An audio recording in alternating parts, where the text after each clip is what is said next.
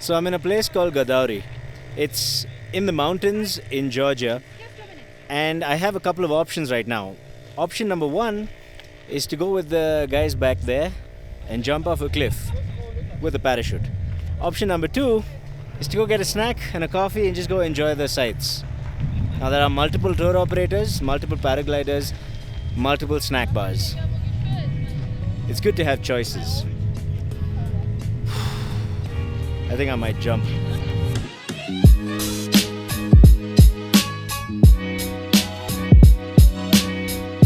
Okay, hey guys, just really quick before we get into the meat and potatoes of this video, I want to say that while I was shooting this video, I didn't have a good idea as to how much time we actually had left because I didn't wear my watch, and because of which some of the statements I make are a little concise, maybe even a little generalized. So every time that sort of thing happens, I'll interject and we'll talk about that a little more, where I'm coming from, what my reasoning behind it was, and so on, in the hopes that at the end of this video, you and I can reach to some sort of conclusion as to whether we really have good choices if we stick with Apple only for our tablet choices, and at the end of the day, which are the tablets that you should be buying. So enough from me, let's get back into seeing how I threw myself off a cliff and put my life in the hands of a stranger for the content. And we're off! Oh my goodness! I lost my shoes! We're talking about choices today. The iPad. 4 versions, actually 5 versions. What happens when all your choices are given by one company? It could go very wrong.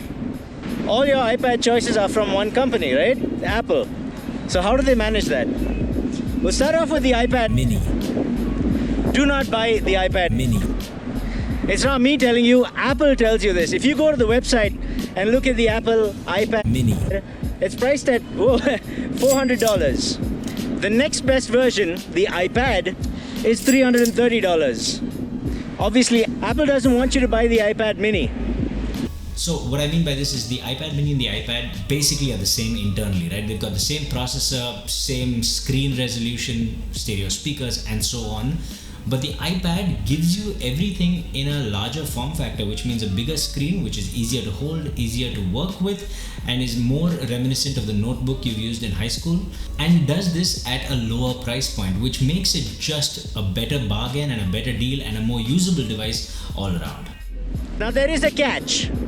It's better than the iPad mini in every way, but the iPad only comes with 32 gigs of RAM. You can get around this with a $30 USB drive. That'll give you an extra 64 gigs. So for $360, you're getting an iPad that does everything iPads have been doing for years now, but much, much better. This is a solid budget option. Doesn't matter what price point you're looking at, doesn't matter where you live in the world, this is a good buy. Which brings us to the iPad Air.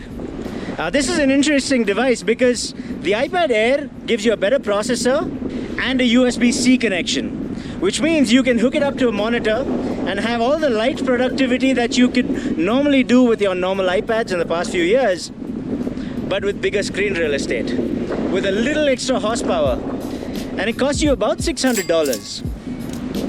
And you can use the Apple Pencil 2 with it, which makes this a really good budget option to be able to do a lot of light productivity work. Next up is the iPad Pro. Now there are 2 versions of the iPad Pro.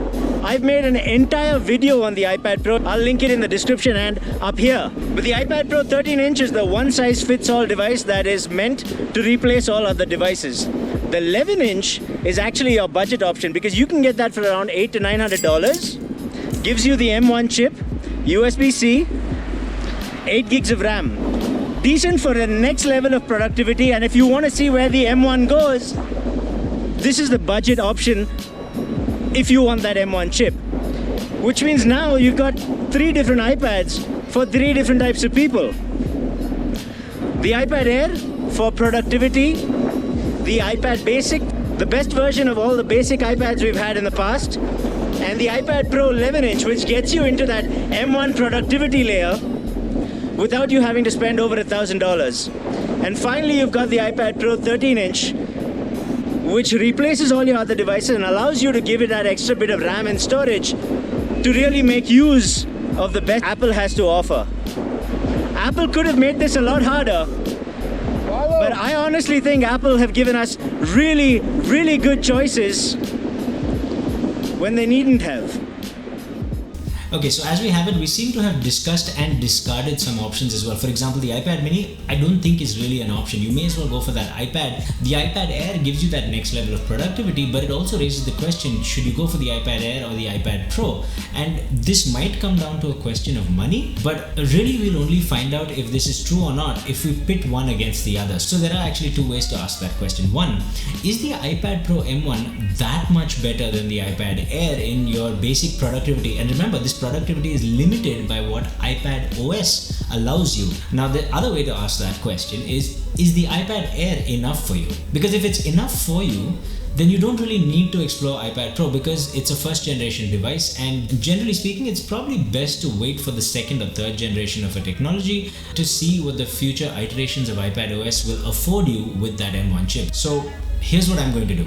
I'm going to put my money where my mouth is. I'm going to buy the iPad Air, and then I'm going to make a little unboxing video because why not? I've never done one before, so that'll be fun. But after that, I will sit and attempt to edit one entire video on the iPad, and I will share with you my experiences. So you might want to be subscribed for that. And enough chat from me. In case you're wondering what happened to the rest of that paragliding flight, I'll leave you with beautiful views of the valley from Godavari. It's beautiful, man. Let's see the River Canyon. Yeah, let's do it. Maybe bumpy here? No, okay. Woohoo! We just hit a little bump. Nice.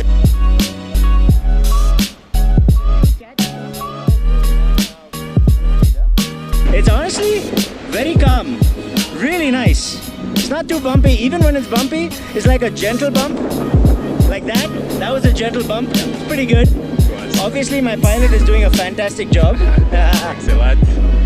Here is from monumental friendship of Russia and Georgia. Yeah?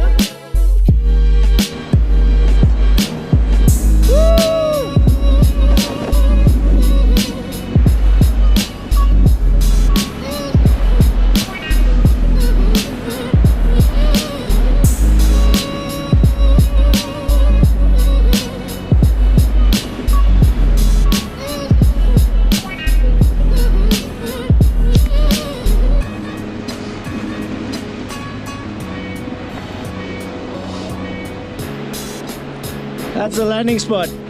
Yeah, this is Somewhere there.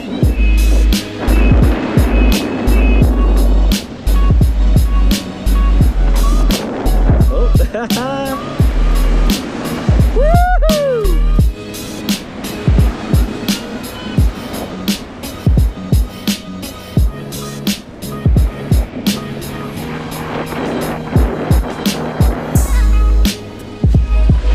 okay, that's it. All right.